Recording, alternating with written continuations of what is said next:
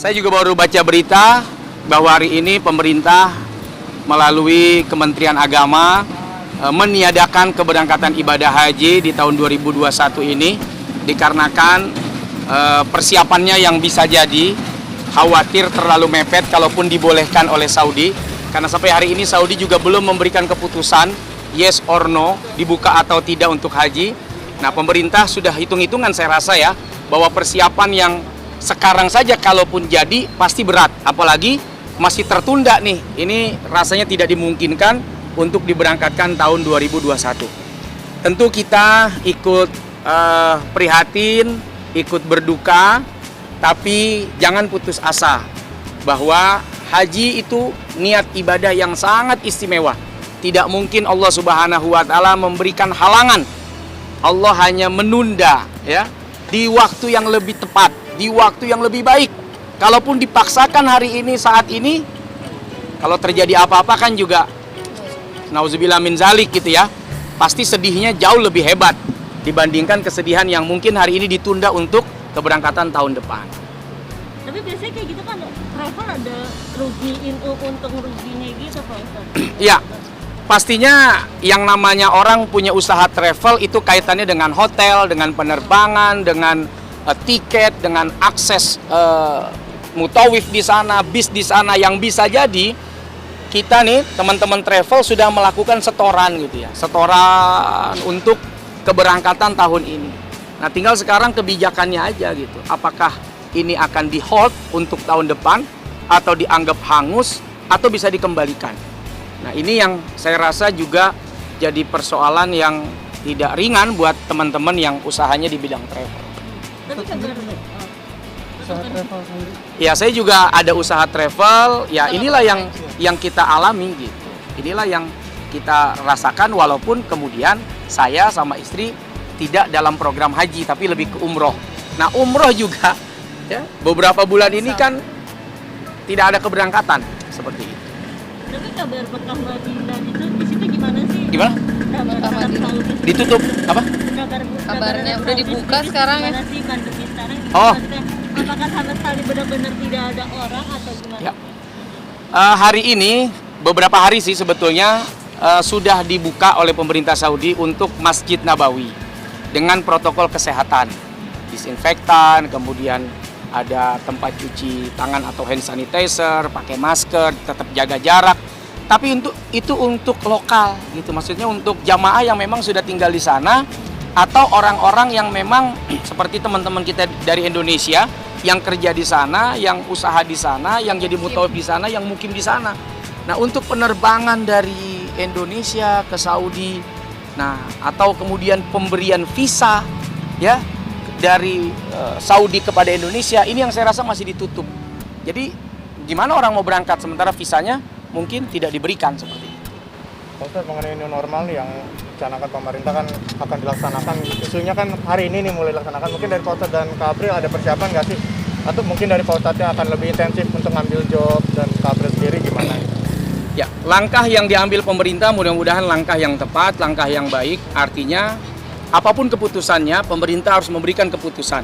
Kalau memang new normal adalah yang terbaik, mudah-mudahan ini sudah melewati berbagai macam diskusi-diskusi yang akhirnya diputuskan new normal adalah pilihan yang tepat untuk Indonesia hari ini. Nah, tinggal sekarang nih rakyat Indonesia, ayo kita bantu pemerintah. Dengan apa? Dengan melakukan atau menjalankan protokol kesehatan. Misalnya memakai masker, atau face shield, atau kemudian cuci tangan sering-sering. Sampai di rumah, mandi jangan lupa ganti pakaian, jaga jarak. Nah, hal-hal seperti ini saya rasa akan memperlambat ya perjalanan virus corona menyebar. Jadi pemerintah sudah buka akses, kita bisa beraktivitas, ekonomi kembali hidup, bergairah lagi, orang bisa melakukan kegiatan seperti biasanya, walaupun ada kebiasaan-kebiasaan yang tidak biasa seperti kita lakukan. Tapi ya inilah ya perjalanan yang harus kita lalui saat ini. Tapi dari Pak Ustadz sendiri dengan adanya normal ini apakah akan melakukan hal yang biasa dilakukan yang dari Pak Ustadz bilang itu? Ya, saya rasa juga pelan-pelan hal-hal yang misalnya kayak pengajian atau tablik akbar pun akan dibolehkan, mungkin dengan catatan-catatan Misalnya social distancing, physical distancing, atau panitia menyiapkan tempat cuci tangan, jangan lupa bermasker, tidak boleh salaman, silahkan dadah-dadah tapi tidak boleh bersalaman setelah acara misalnya langsung pulang. Kemudian ada teman-teman dari kepolisian dan TNI yang ikut membantu untuk mengawasi. Saya pikir ini hal yang ke depan pasti akan dilakukan. Tidak hanya teman-teman ustadz yang selama ini mungkin tablik akbar, tapi mungkin teman-teman musisi pun pasti rindu untuk konser di tempat terbuka. Nah, tinggal bagaimana nih cara mengoperasionalkannya, ya, seperti apa. Nah, ini PR kita semuanya. Berarti bisa dibilang sudah teredam rasa takutnya apabila ingin ngambil job yang lebih intensif lagi gitu Pak? Iya, saya pikir rasa takut itu harus dihilangkan pelan-pelan. Kalau kita takut terus-terusan, akhirnya di rumah juga jadi penyakit gitu ya. Banyak orang yang kemarin ada berita di rumah aja nggak kemana-mana, totok malah kena corona. Nah, bisa jadi kemudian imunnya rendah saat itu karena ketakutan, khawatir, stres, imun rendah, akhirnya kena penyakit. Nah, itu yang kita hindari. Dengan adanya new normal ini, orang jadi bangkit nih, orang jadi semangat lagi, sehingga imun kita mudah-mudahan jadi kuat dan berbagai macam virus bisa dilawan dari diri kita sendiri. Sedikit, Pak Ustadz, Ya. menanggapi tahun 2020 ini banyak sekali selain pandemi, artis juga banyak yang kena narkoba. Kemarin kita ada Ya. itu gimana Pak Ustadz? Perjalanan orang pasti beda-beda ya. Ada yang memang dari tidak baik menjadi baik, ada yang memang selama ini baik tapi ada hal yang melatar belakangi dirinya sehingga dia melakukan sesuatu yang mungkin tidak baik. Nah, itu yang harus ya kita yang melihat memang harus bijaksana.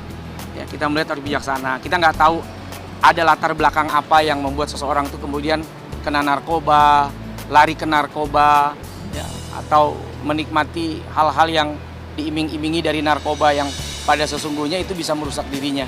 Ya, kita harus bijak melihatnya, pasti ada latar belakang, pasti ada alasan.